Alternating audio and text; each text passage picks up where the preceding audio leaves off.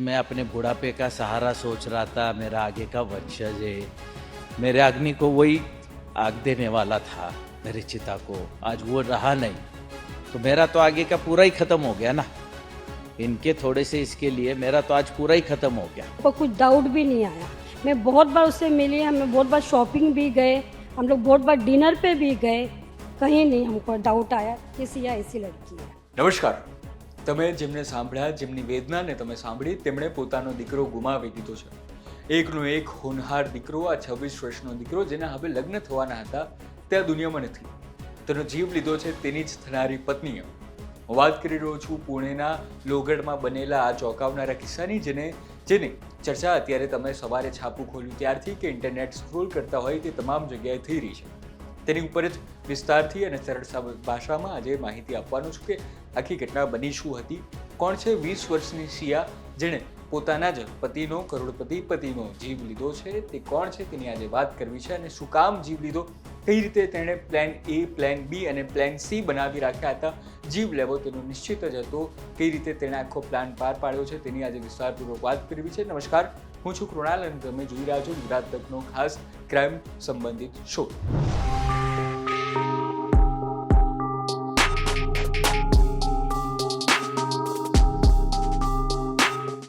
વાત કરીએ પુણેમાં 18મી તારીખે સવારે 10:30ની આસપાસ પુણેના પોલીસ સ્ટેશનમાં એક કોલ આવે છે. લોગડના કિલ્લા પરથી એક વ્યક્તિનું પગ લપસી જવાથી તે ખાઈમાં 400 ફૂટ ઊંડી ખાડીમાં તે પડી ગયો હતો પહાડ પરથી. અને એ વ્યક્તિ હતો કેતન અગ્રવાલ, જે 26 વર્ષની ઉંમર હતી. તેણે યુએસમાંથી MBAની પદવી લીધી હતી, તે ત્યાં ભણ્યો હતો ને ત્યારબાદ તેના પોતાના જ પારિવારિક બિઝનેસમાં તે ત્યાં હતો અને તે કામ કરતો હતો અને પોતે એક બિઝનેસમેનની સાથે સાથે પહાડ ચડનારો ટ્રેકર પણ હતો અને ત્યાંથી તેનો પગ લપસી ગયો હતો. લોગડના કિલ્લા પર જેણે આ પોલીસને ફોન કર્યો હતો તેની પત્ની 20 વર્ષની સિયા ગોયલ જેનું નામ છે, તેણે જ ફોન કર્યો હતો. અને ત્યારબાદ આ હવે ઘટનાની શરૂઆત કરી કે કઈ રીતે સિયાનો પર્દાફાશ થયો, તેણે જ આ કઈ રીતે આખું કાવતરું ઘડ્યું છે. તો પોલીસને અને પરિવારને જાણથી તેની શરૂઆત થાય છે 31મી મેથી. 31મી મે પહેલી વાર હતું જ્યારે સિયા અને કેતન જે છે તે આ લોહગઢના કિલ્લા પર પહેલી વાર જાય છે અને ત્યારથી સિયાના મનમાં આખો પ્લાનની શરૂઆત થાય છે. સિયા આવો પ્લાન શું કામ બનાવ્યો તેનું કારણ હતું ચેતન ચૌધરી. આ ચેતન ચૌધરી જે છે તે સિયાની સાથે તેના સંબંધો હતા અને બંને એકબીજા સાથે પ્રેમ કરતા હતા, પરંતુ સિયાના પરિવારે કેતન સાથે આ સંબંધ બનાવ્યો હતો અને તેમના નવેમ્બરમાં લગ્ન થવાના હતા અને તેના કારણે તેણે ચોખ્ખી રીતે પરિવારને એવું ન કહ્યું કે મારે કેતન સાથે નહીં પરંતુ ચેતન સાથે લગ્ન કરવા છે, તેવું ન કહ્યું અને તેણે જીવ લેવાનું નક્કી કર્યું. કારણ કે તેનો જે બોયફ્રેન્ડ હતો તે એવું વિચારતો હતો કે જો આપણે ભાગી જઈશું કે આપણા પરિવારવાળા નહીં માને તો સમાજમાં આપણી ઉપર આપણી બદનામી થશે.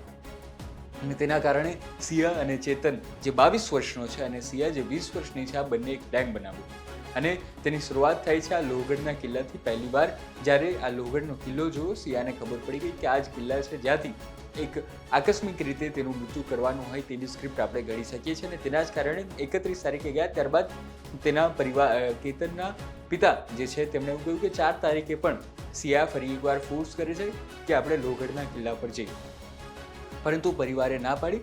ત્યારબાદ તેઓ 14 તારીખે ગયા અને પરિવારે ના એટલા માટે પાડી કારણ કે 6 તારીખે તેઓ બાલી ફરવા જઈ રહ્યા હતા અને 6 તારીખે તેઓ એરપોર્ટ પર પહોંચે છે, પરંતુ કેતન જે છે તેનો પાસપોર્ટ મળતો નથી, પાસપોર્ટ ખોવાઈ જાય છે અથવા તો કહો કે ચોરાઈ જાય છે અને તેઓ ફરી પાછા ઘરે ફરે છે. અને ફરી પાછું એ જ વાર સિયા કહી રહી છે કે મારે લોહગઢના કિલ્લાએ જવું છે, લોહગઢના કિલ્લાએ જવું છે. પરિવારવાળા ના પાડે છે, પણ છતાં સિયાની જીત સામે બધા હારી જાય છે અને 14 તારીખે તેઓ ફરી એકવાર જાય છે.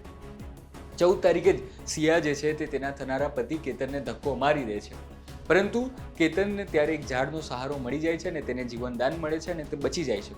કેતનને ત્યારે પહેલી વાર શક તો જાય છે, પરંતુ સિયા ત્યારે રડવા માંડે છે અને કહે છે કે સાપ હતું એટલે મેં તને ધક્કો માર્યો. અને ત્યારબાદ આ ઘટનાને કેતન જે છે તે સામાન્ય માનીને જવા દે છે. ત્યારબાદ ફરી એકવાર 2-3 દિવસ પછી સિયા કહી રહી છે કે આપણે લોહગઢ ફરી પાછું ફરવા જવું છે. કેતનને અને તેના પરિવારને ફરી એકવાર શંકા તો જાય છે, પરંતુ સિયા એટલી બધી જીદ કરે છે અને બહાનું એવું આપે છે કે 19 તારીખે તેનો જન્મદિવસ છે અને આ 19 તારીખે જ મહાબળેશ્વરમાં કેતને ખૂબ મોટી એક ગ્રાન્ડ પાર્ટી પણ આયોજિત કરી હતી. ત્યાં રિસોર્ટ બુક કર્યા હતા, 40 થી 50 રૂમો બુક કર્યા હતા પણ આવું થાય તે પહેલાં 18 તારીખે સિયા તેને ફરી એકવાર લોહગઢના કિલ્લાએ લઈ ગઈ. સવારનો સમય હતો. 7 વાગ્યાની આસપાસ તેનો પ્રેમી ચેતન જે છે તે પોતાનો ફોન એના ઘરે મૂકી દે છે અને 5:30 વાગ્યા સુધી તેના ફોન પર ઇન્ટરનેટ બંધ હતું, કોલ રિસીવ કરતો નથી અને જે ચેતન જે છે પ્રેમી જે છે તેણે પોતાનો ફોન મૂકી દીધો છે અને કારીગરની જ્યુપિટર લઈને તે લોહગઢ પહોંચે છે. આ બંને સિયા અને કેતન તે પણ ત્યાં આવ્યા હોય છે અને કેતન જ્યારે ખૂબ વધારે હવા હતી અને તેવામાં તે ફોટો પાડી રહ્યો હતો ને ત્યારે આ સિયા અને જેનો પ્રેમી હતો ચેતન તે બંને તેને ધક્કો મારીને પાડી દે છે અને આ રીતે આખી ઘટના જે છે તે બની હતી. અને હવે આપણે એ પણ જાણીએ કે કઈ રીતે તેણે આખી ઘટના બની હતી તે પરિવારને અને પોલીસને શક ગયો અને ત્યારબાદ આખી ઘટના આવી કઈ રીતે, કારણ કે પોલીસે તો એવું કહી દીધું હતું કે આ આકસ્મિક કેસ છે.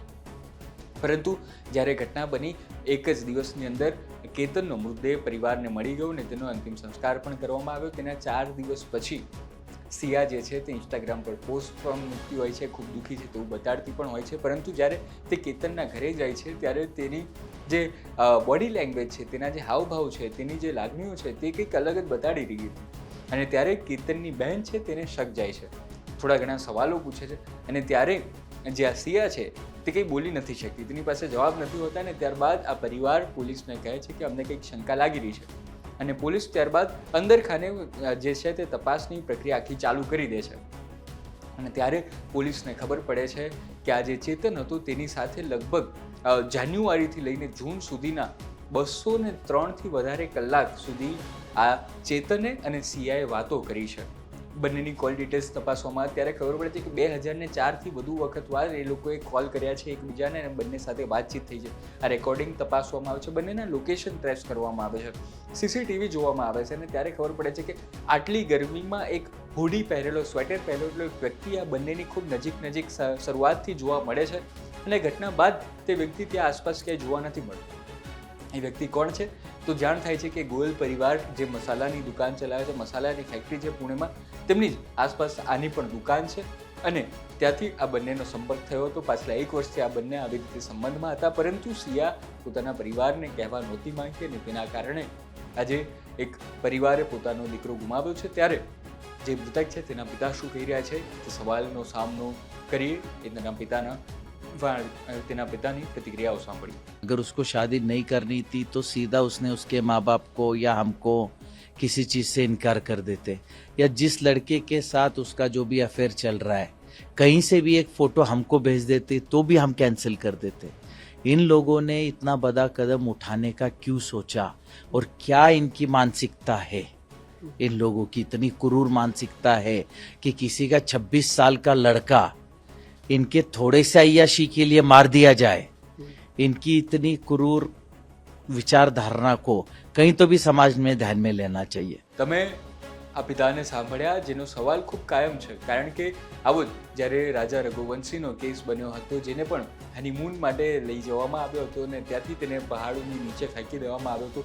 તેના 11 મહિનાની અંદર સેમ આવો કેસ પુણેમાંથી બને છે અને ફરી એકવાર આ જ સવાલ આપણી સામે છે કે જો લગ્ન નહોતા કરવા તો તેણે પહેલાં કેમ કહ્યું નહીં અને કેમ એક દીકરાનો જીવ લઈ લીધો. એક 30 વર્ષની બાળિકા, એક નાનકડી દીકરી આવી રીતે આવો ખૂંખાર પ્લાન કેવી રીતે બનાવી શકે તે પણ એક જોવાનું રહ્યું.